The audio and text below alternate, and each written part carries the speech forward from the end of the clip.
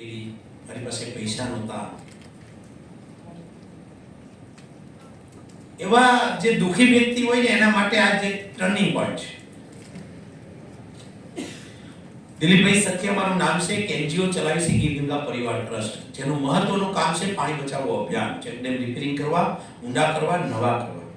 પણ સાથે સાથે કિસાનથી જોડાયેલો ખેડૂતનો દીકરો છું.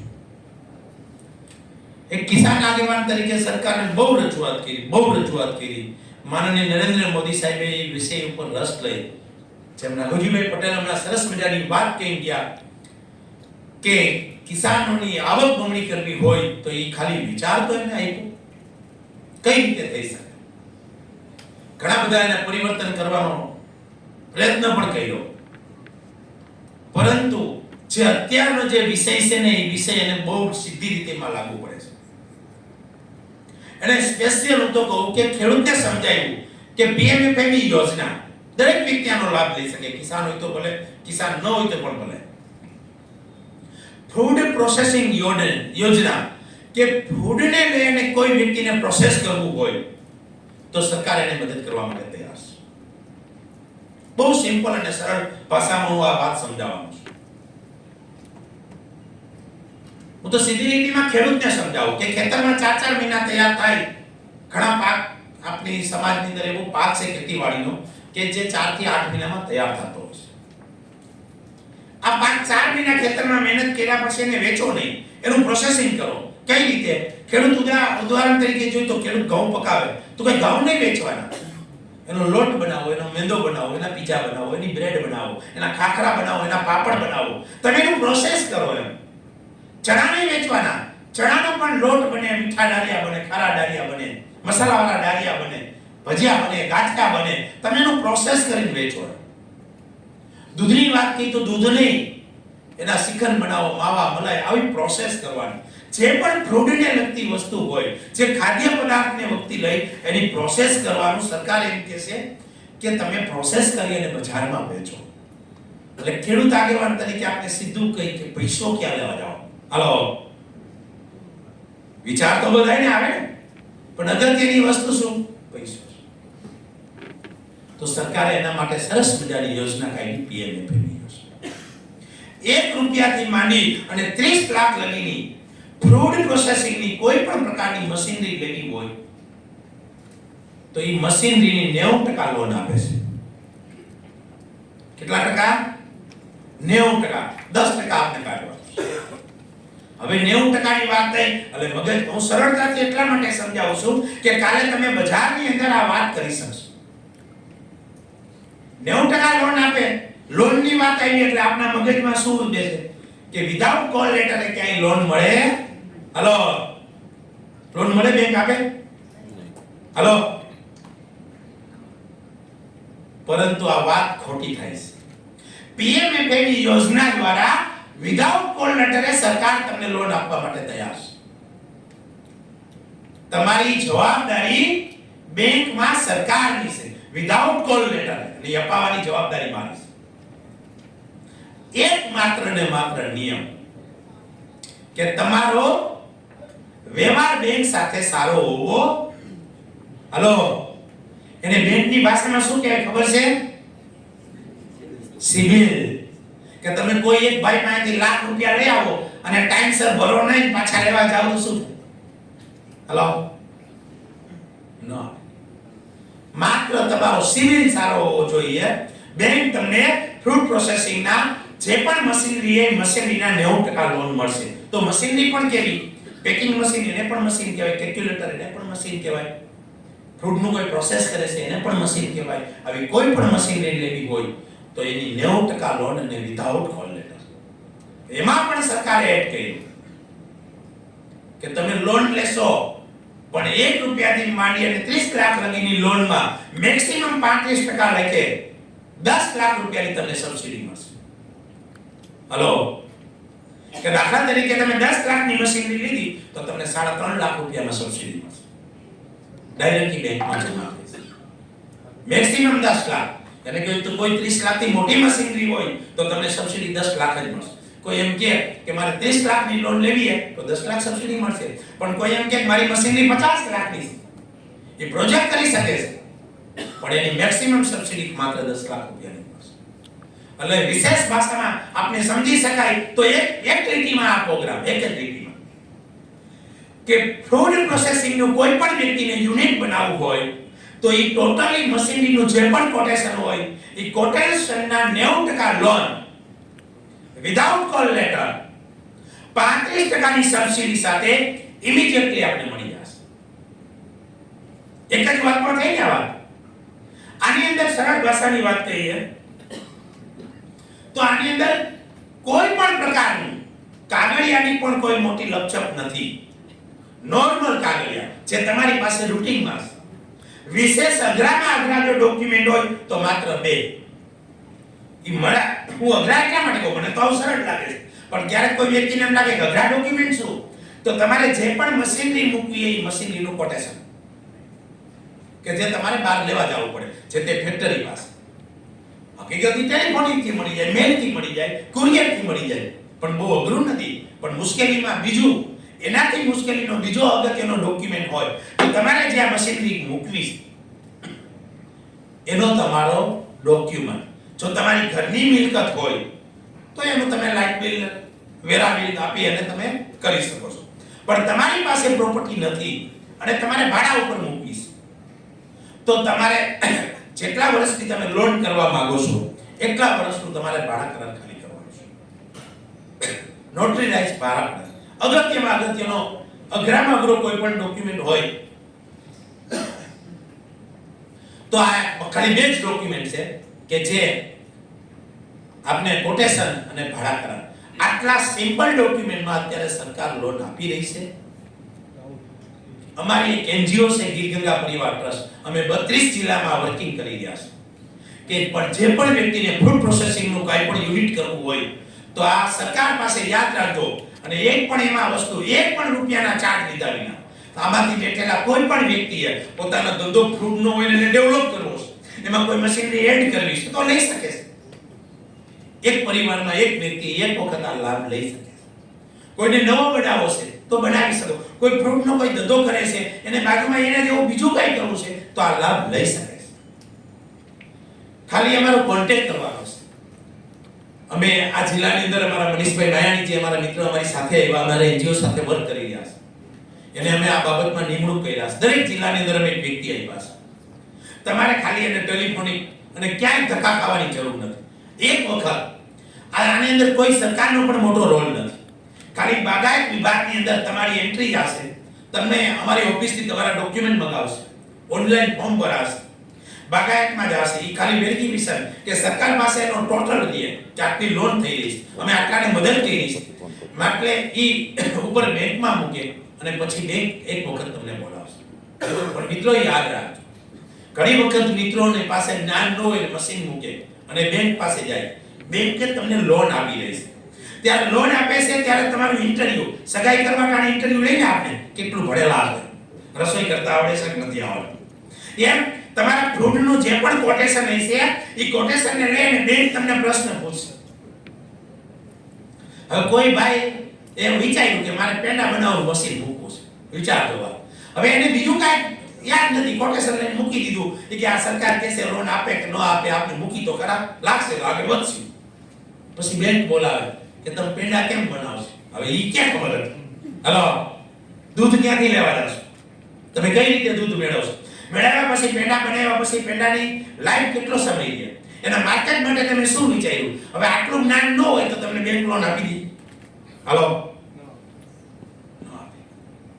એટલે બસ તમારે ખાલી એક વખત બેંક તમને બોલાવે ત્યારે તમે જે વિષયનું કોટેશન મૂક્યું છે, તમારે જે બિઝનેસ કરવો છે એનું જ્ઞાન તમને હોવું જોઈએ અને પરફેક્ટ રીતે તમને બેંક લોન આપશે. એ મારી ગેરંટી તો કોઈ પણ. અને એ પણ કહું કે અમારી એનજીઓ, અમારા ડીઆરપીઓ જે પણ નિમણૂક છે 1 રૂપિયાના ચાર્જ વિના તમારી લોન કરશે. તમારે લોન લેવા માટે ક્યાંય 1 રૂપિયાનો ચાર્જ દેવાનો નથી. એટલે આ વાત પણ એડ થઈ કે ફૂડ પ્રોસેસિંગને લગતો કોઈ પણ બિઝનેસ કરવો હોય તો કોટેશનના 90% લોન વિધાઉટ કોલ લેટર 35%ની સબસિડી સાથે અને 1 પણ રૂપિયાના ખર્ચા વિના આ લોન થઈ શકે છે.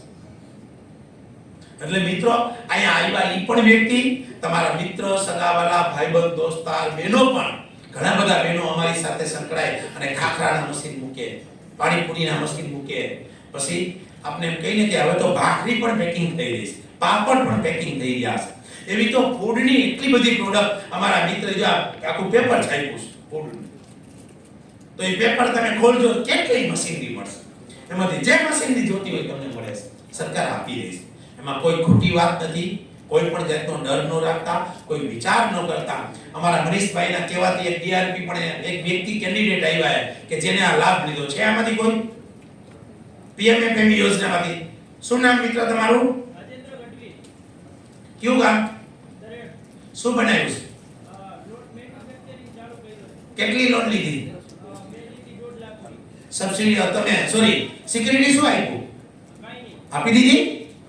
અરે વાહ, ખાલી સાંભળવા માટે જ ઉભા કર્યા છે. બેસો, સરકાર આપી દી. અમે હમણાં રાજકોટમાં પ્રોગ્રામ કર્યો તો 48 જણા ભેગા થયા હતા કે જેને એક પણ, આ તમને ઉદાહરણ આપું છું કે નાનામાં નાનો વ્યક્તિ છે છતાં એક પણ સિક્યુરિટી વિના લોન આપી. એટલે તમારા મગજમાં જે અગત્યની વાત છે ને કે વિધાઉટ કોલ લેટરે મળી શકે છે, તો એ સાચી વાત છે, એને અપનાવજો અને એમાં તમારે તપાસ કરીને તમારું મગજ ખરાબ કરતા હાલો નહીં. પણ સિબિલ ખરાબ હશે તો લોન આપશે નહીં. તો એના કેટલાય ઉપાય હોય. ઘણી વખત સિબિલ ખરાબ થાવો, હું એક કહું, એક આગેવાન તરીકે કહું, 2012 માં મારો સિબિલ ખરાબ થયો. હું એક પ્રોપર્ટી જમીનમાં એટલી મુશ્કેલી રીતે અટવાઈ ગયો કે મારે ગાડીના પણ હપ્તા 3 4 વ્હીલર કે હપ્તા નતો ભર્યો. હપ્તા ન ભર્યો સિબિલ ખરાબ થાય. પછી આપણે અમુક સમય પછી એનો સેટલમેન્ટ કરી અને રૂપિયા તો મળી દીધા, પણ સિબિલ ખરાબ થયો. પણ ધીમે ધીમે એનો મતલબ એવો કે હું ખરાબ વ્યક્તિ, મારા દેવાનો ઈરાદો હતો પણ મારી મુશ્કેલી હતી. તો એવી ક્યારેક કોઈ આવી મુશ્કેલીમાં આવ્યો હોય, સિબિલ ખરાબ થયો હોય, તો એના કોઈ કુટુંબ છે, સગાવાલા છે, કોઈ પાર્ટનર છે, ગમે તમે પ્રયત્ન કરી અને તમે આ જો જિંદગીમાં આગળ જ જવું હોય તો આ ઘણા બધા રસ્તા છે.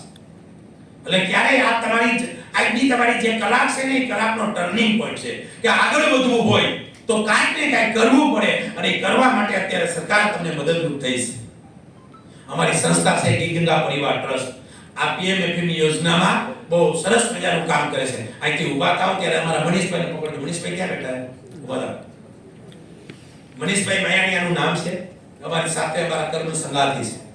તમે એનો નંબર લઈ લેજો અને આ નંબર તમે સેવ કરજો, હું આપી દઉં છું.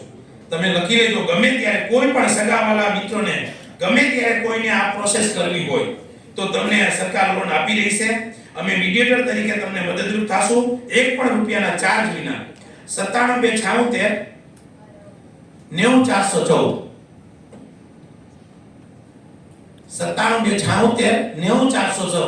આ તમે તમારા ખાલી ટેલિફોનિક વાત કરજો, તમને આઈડિયા પણ આપશે, તમારા ડોક્યુમેન્ટ પણ ટેલિફોનિક થી બધું પતી જશે. એટલે બહુ સરળ યોજના છે, સરળ રીતે સરકાર આપી રહી છે. આ પીએમએફએમઈ યોજના, હું મારી અહીં વાત પૂરી કરું, હજી મારે નાની 2 વાત કરવી છે. એની પહેલા આ વિષયને લઈને તમારા મનમાં કોઈ પ્રશ્ન હોય તો પૂછી લ્યો, એટલે છેલ્લે આ વિષયનો કોઈ પણ પ્રશ્ન હોય તો બોલો મિત્ર. માઈક હોય તો આપજો.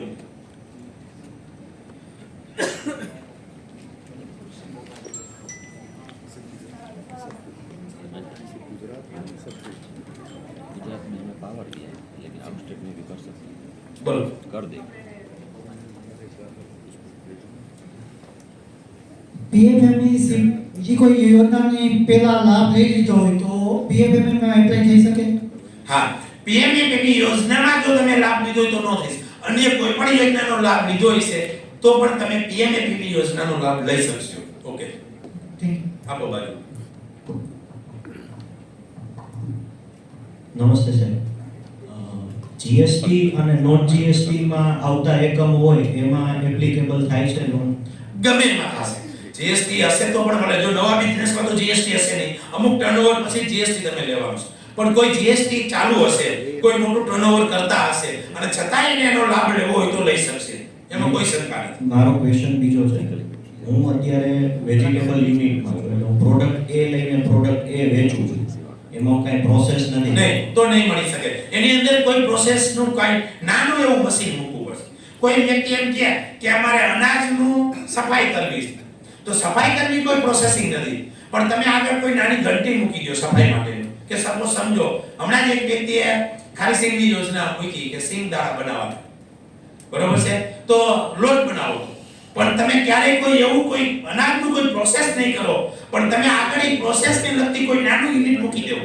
એટલે હું મારા વેજીટેબલ ને મારી બ્રાન્ડ નેમ સાથે પેકિંગ કરીને બોલમાં વેચું તો હું એપ્લિકેબલ આ થઈ શકશે. બરાબર. Thank you.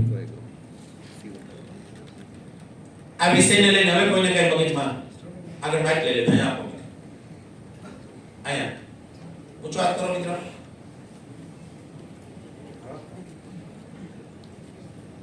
મારી પ્રોડક્ટ છે ઓકરા એક્સપોર્ટ માટે પ્રોડક્ટ છે, વિન્ડો લેડી ફિંગર. તો એના માટે કોલ્ડ સ્ટોરેજ બનાવવું પડે. મળી શકે, આરામથી શકે ને? આરામથી. Okay. કોલ્ડ સ્ટોરેજ ને તો અહીંયા આવ્યા જ છે, કઈ ઘટે એમ નથી. લાભ લેજો એની પાસે, તમને સમજાવશે. ઓકે. સરકાર તમને રૂપિયા આપી રહી છે, લાભ લેતા શીખવાડશે. હાલો હવે કોઈને PMFP ની યોજના વાત અહીંયા બેઠેલા બોલો મિત્રો. સર આમાં વ્યાજ દર બહુ ખૂબ સરસ વાત કરી. મેં કીધું કોઈના મનમાં કેમ ન હોય. દરેક બેંકનો વ્યાજ દર એના નિયમ પ્રમાણે 8 થી 12 નો ભાવ ચાલે છે. મિનિમમ 8 થી નીચે તમને આપી નહીં શકે અને 12 થી નીચે ઉપર કોઈ લઈ નહીં શકે. તમારો રેકોર્ડ, તમે કઈ બેંકમાંથી લોન લેશો એના ઉપર ડિપેન્ડ. આ 2-3 ટકાવારીનો ડિફરન્સ રહેશે. એક બેંકના પણ વિષયથી જોડાયેલા છે, વિશેષ માહિતી આપશે. સર સિટીની બારે પેલો કરે છે ગમે ત્યાં ઓલ ગુજરાતની અંદર કોઈ પણ જગ્યાએ આખો વિષય તો આખા ઇન્ડિયામાં બેનો છે, પણ કેન્દ્રની યોજના છે. તમે લાભ ગમે ત્યાં લઈ શકો છો. રૂરલની અંદર પણ લઈ શકો છો, સિટીની અંદર પણ લઈ શકો છો.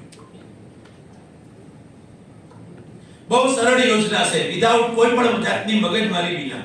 અઘરામાં અઘરું કામ. આ કામ મારી દ્રષ્ટિએ 5 વર્ષના નાના બાળક જેવું છે. PMFM યોજનાની લોન લેવી એટલું સરળ કામ છે. હવે છે કોઈ મનમાં કોઈને પ્રશ્ન?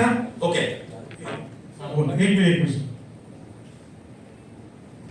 આમાં જે સબસિડી 35% તમે વાત કરી એ ફ્લેટ છે કે એમાં કોઈ ક્રાઇટેરિયા છે?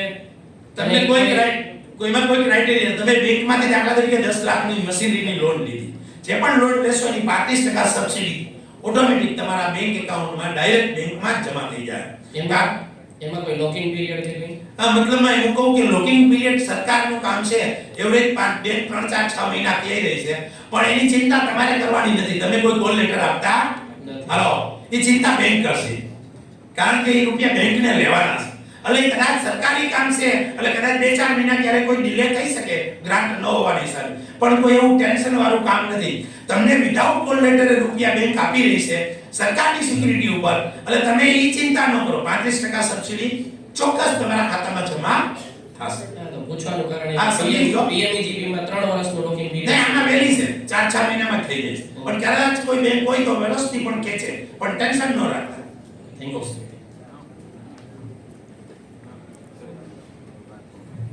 और कोई है जिन्हें कोई सवाल हो से PMFP યોજના પરફેક્ટ. હાલો, હજી નથી સમજાણી? હાલો, નો સમજાણી ઊંચો હાથ કરો. હાય હાય. તો હવે આ આપણે ગામમાં ઘરે ઘરે જઈને ધૂમ મચાવવાની છે. અહીંયા એવા 100 વ્યક્તિ બેઠા છે કે ગામમાં 1000 માણસને મદદ કરવાનું આ કામ છે. જિંદગીમાં તમારા પરિવારમાં, તમારા સગાવાલામાં, તમારા ભાઈબંધ દોસ્તારમાં એવા કેટલા બધા વ્યક્તિઓ ક્યાંક ને ક્યાંક મૂંઝાતા હોય છે. ક્યાંક એને આગળ આવવું હોય ત્યારે તમે એના મિત્ર બની અને સહકાર બની અને યોજનાના સ્વરૂપમાં તમે એની આગળ ઊભા થઈ જાઓ. સરકાર મદદ કરે છે તો ચાલ હું તને રસ્તો બતાવું.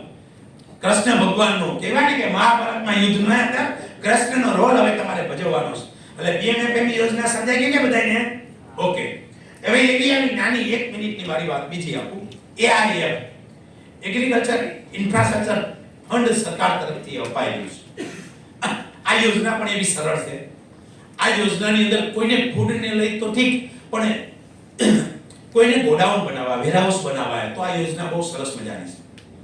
આ યોજનાની અંદર તમારે વેરહાઉસ બનાવવા હોય તો કોર્પોરેટ જે બેંકો છે એની અંદર માત્ર 4% લોન આપવામાં આવશે અને એની અંદર 3% સહાય છે.